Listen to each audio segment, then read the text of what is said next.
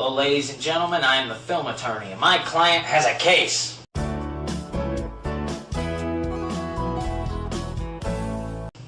Remakes. Remakes are usually universally hated films. Personally, I think they get a bad rap. Now granted, some movies shouldn't be remade. However, this one,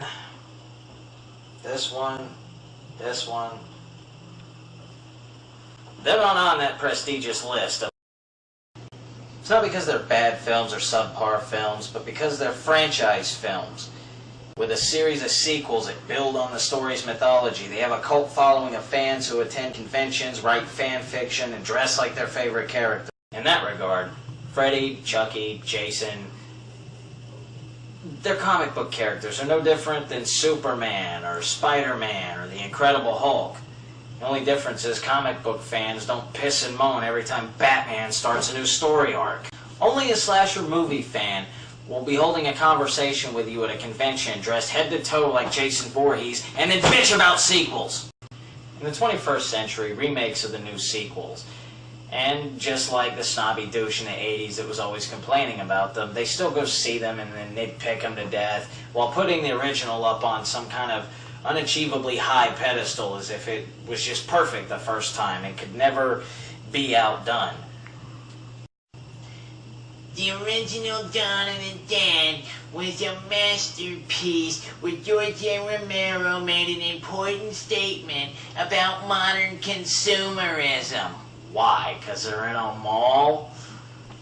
And here's the stupid thing about that. That's not your opinion. You didn't pull that message out yourself. You got that from Top 100 Countdowns, Fangoria magazine, and your horror retrospectives. I mean, it's response to advertising. It's like when people say, oh, Citizen Kane is the best movie ever made. Really? Anybody's made a better movie since 1941? I call bullshit on that. So you could take this same film right here, in post-production, change the title to Dusk of the Dead, put George A. Romero's name at the top, and suddenly it's no longer a piece of shit. Suddenly, that same asshole would be going, George A. Romero is a genius. Dusk of the Dead was his greatest achievement since the original Dawn of the Dead. It makes the same statement about consumerism, but it's more updated, and there's more people for the zombies to eat. And it just shows the growth of appetite, because in this one the zombies run! A remake is a good opportunity to fix the film's flaws such as plot holes, continuity errors, bad dialogue, bad acting, improve the effects, and while giving a new take on the story and exploring new territory that was never covered in the beginning. And you ever notice that the all remakes suck rule doesn't seem to apply to John Carpenter's The Thing, David Cronenberg's The Fly, or Martin Scorsese's remake of Cape Fear that came out in 1991? No, it's all the post-Psycho movies. It's only when it became a cliche and like hipster thing to say, oh, remakes suck. That's when that started. Back when you were growing up on it, and your grandpa was sitting there watching The Fly with you, and he was going, oh, what is this shit here? I remember when I went and saw The Fly back in 1957 at the drive-in. It was a good mystery and suspense, and I remember it fondly because it was the first time I ever finger-fucked your grandma. This shit here is just gross. This ain't a good movie. And you know what you were saying. You were like, yeah, whatever, Grandpa. The stupid Fly thing is a piece of shit. This one's good.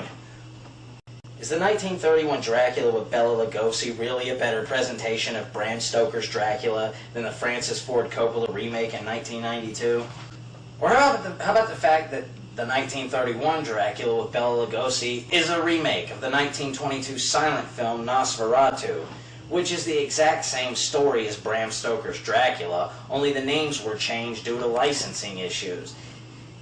And Count Dracula became Count Orlok, and now they kind of exist as two separate movies, but they're the same story.